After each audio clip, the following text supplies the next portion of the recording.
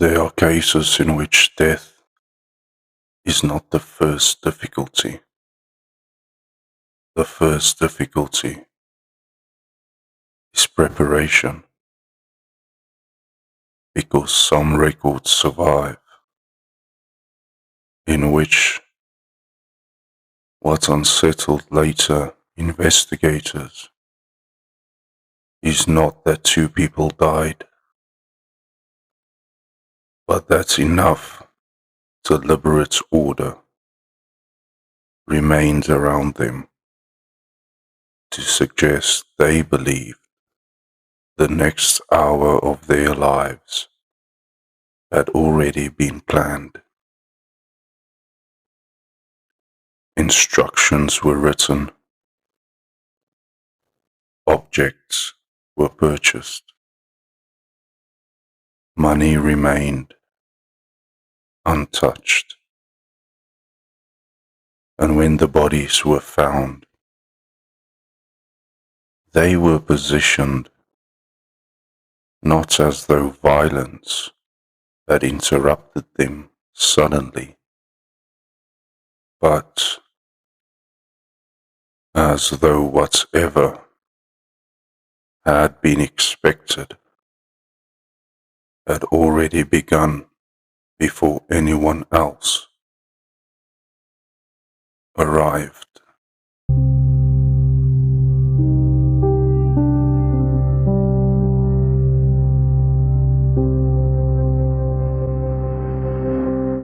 In August of 1966, nothing in the ordinary routines of Campos dos Goitacazes suggested that two electronics technicians leaving town for the day would enter a permanent, unresolved record.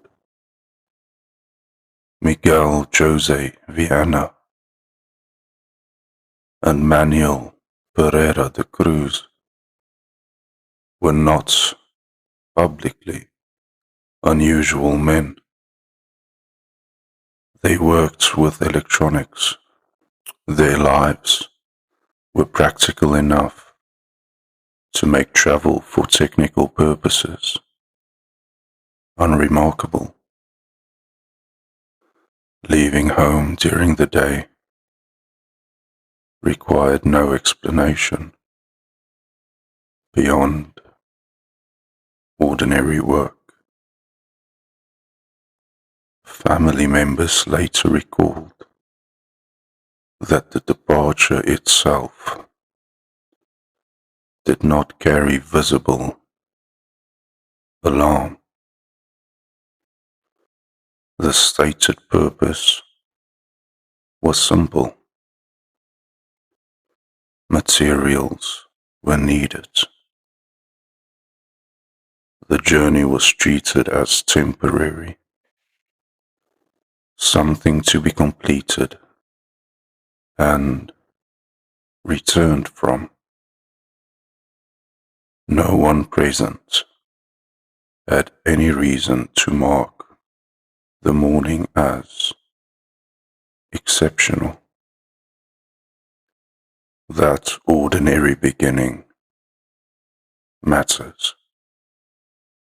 because later descriptions often begin too late.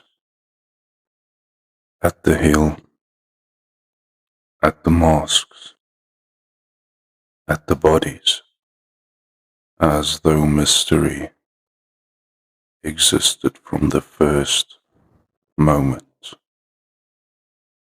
But nothing in the earliest sequence suggests that. The first hours belonged fully to ordinary movement, transport, purchases, routine interactions with strangers who had no idea they were entering evidence. At one point during the journey, the two men bought raincoats. This detail survives because the purchase later became difficult to ignore. The weather did not fully justify the weight later attached to that choice. Yet, the coats would become one of the clearest physical links between the last known hours of life and the moment of discovery. They also purchased bottled water. Again, a small action, ordinary enough to pass unnoticed at the time,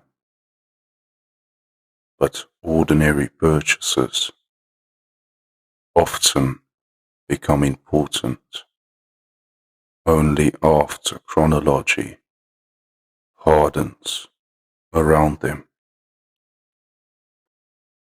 because once death enters a sequence, even the simplest receipt becomes part of a larger question.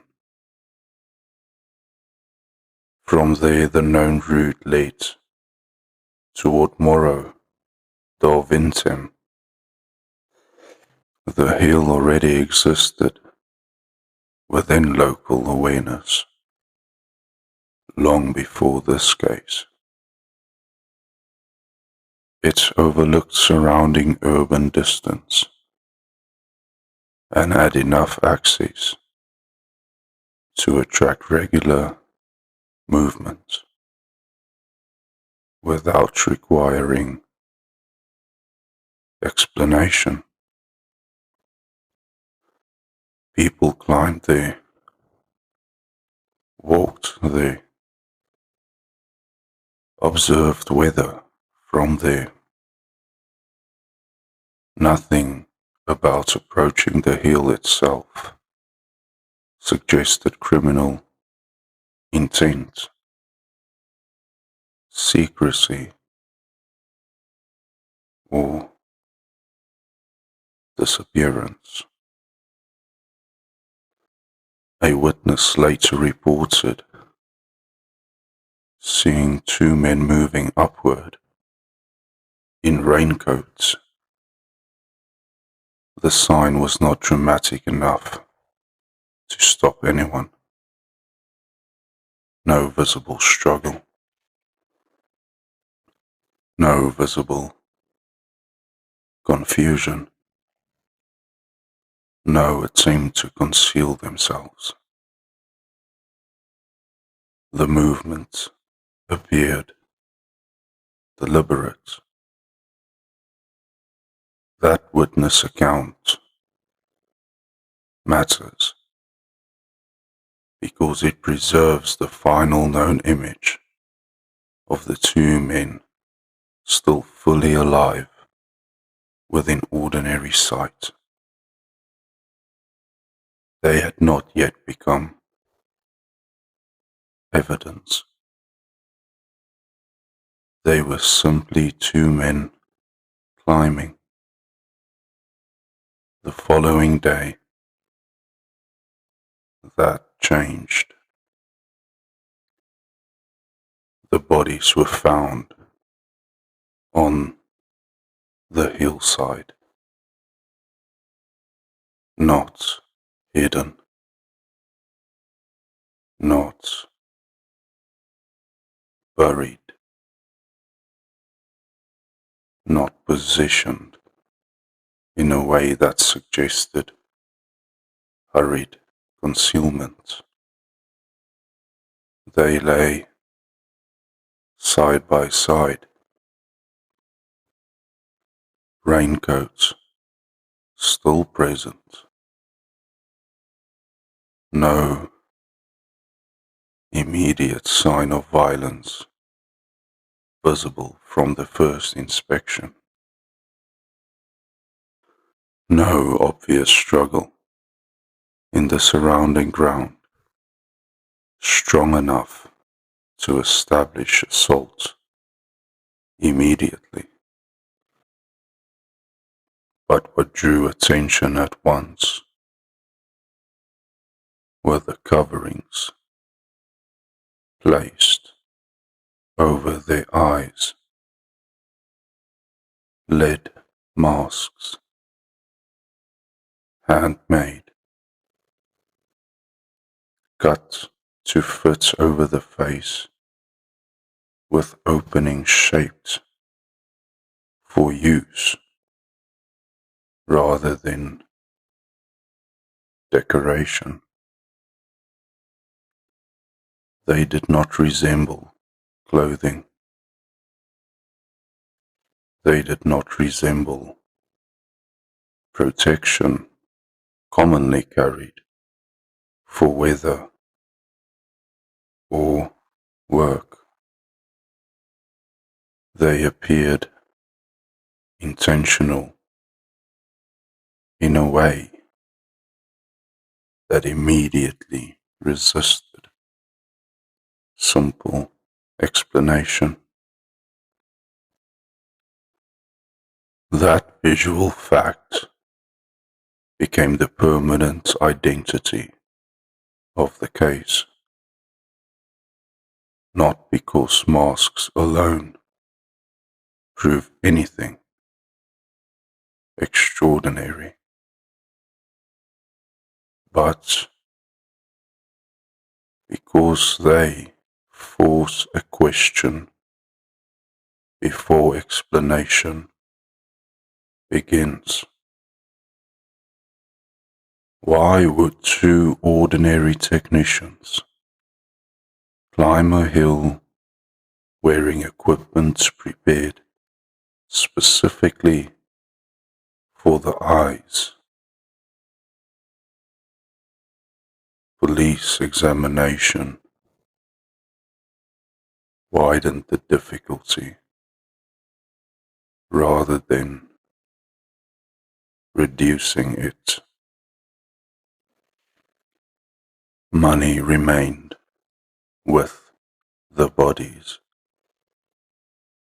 There was no clear sign that theft had motivated anything that occurred there.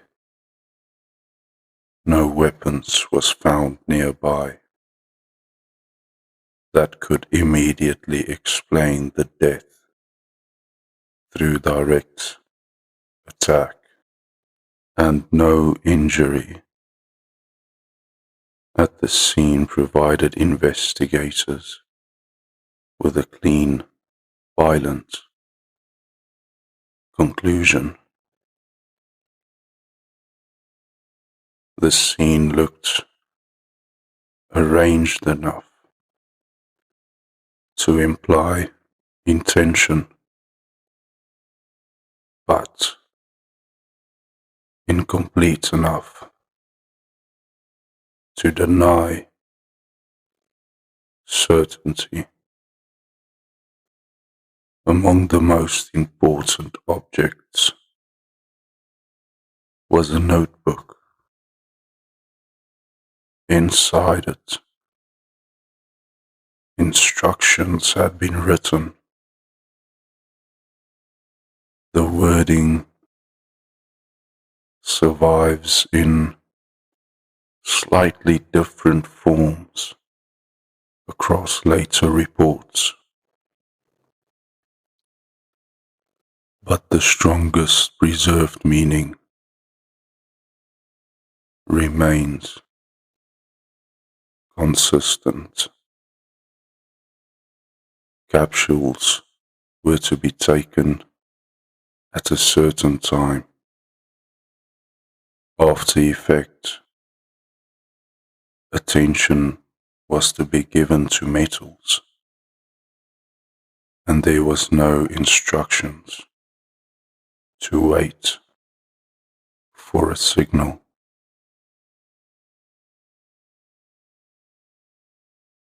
And finally, reference to the mask. This transformed the case immediately, because now the hill no longer held only bodies. It held sequence. Someone had planned actions in order. The notebook did not explain why, but it proved expectation existed. That matters more than speculation, because expectation changes how every earlier detail is read. The raincoats were no longer random. The bottled water no longer insignificant. The climb itself no longer casual. Each earlier action now appeared attached to something intended to happen. Yet, whatever that intent was, it left no clear surviving result beyond death. And here, the investigation met its strongest permanent limitation. The bodies were not discovered quickly enough for medical certainty to hold. Decomposition had already advanced.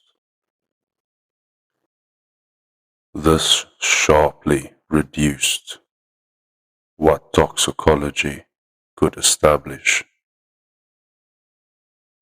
No reliable final cause of death survived with enough certainty to close the record. That single limitation shaped everything that followed, because if poison had been proven clearly, one line of explanation might have strengthened. If visible injury had been present, another. But neither arrived strongly enough. Instead, the case remained suspended between preparation and silence. Investigators then examined whether the written instructions implied voluntary ingestion of some substance. This possibility never disappeared. It remains one of the strongest grounded explanations, because the note itself implies sequence involving capsules. But even this leaves difficulty. If a substance had been expected to produce an effect, why the lead masks?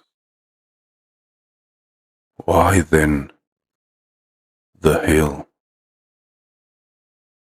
Why the careful physical arrangement? Why travel outward rather than remain private? Some later interpretations attach the case to technical, spiritual experiments already associated in varying degrees with circles known to interest the men. Reports suggested that both had shown curiosity toward attempts to combine electronics, signal reception, and spiritual expectation. This context belongs in the record only because it helps explain why written instructions might coexist with unusual physical preparation. But context is not verdict.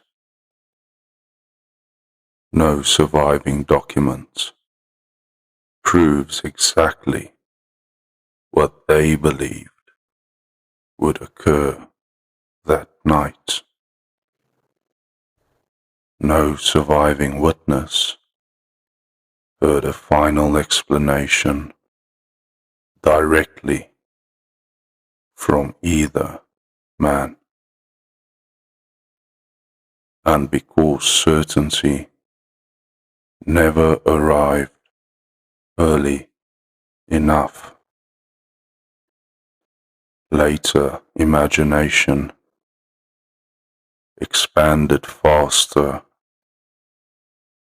than evidence. The case became vulnerable to everything unresolved records often attract: radio theories, occult theories, external contact theories, even criminal theories.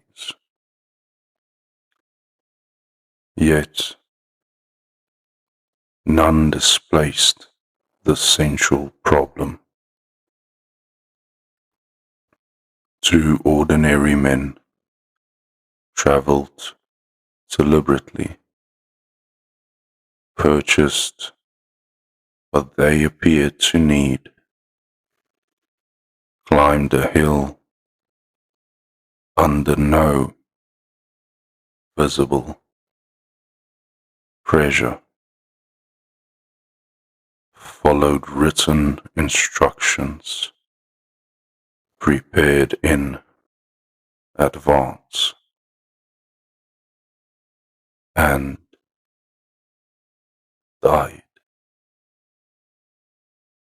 before whatever final purpose they expected became understandable to anyone else. That is why the record survives,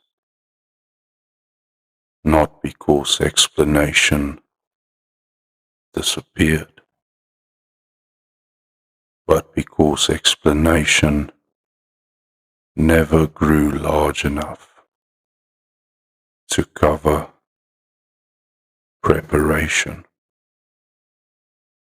The masks remain the strongest surviving image because they suggest not panic, but readiness. Whatever they expected it carefully, and in unresolved cases, careful preparation often outlives every later theory, because theories change, objects do not. The hill remains, the note remains, the raincoats remain inside record, and the two men still lie at the center of a sequence whose final intention never fully crossed into evidence. What is recorded remains. The record remembers.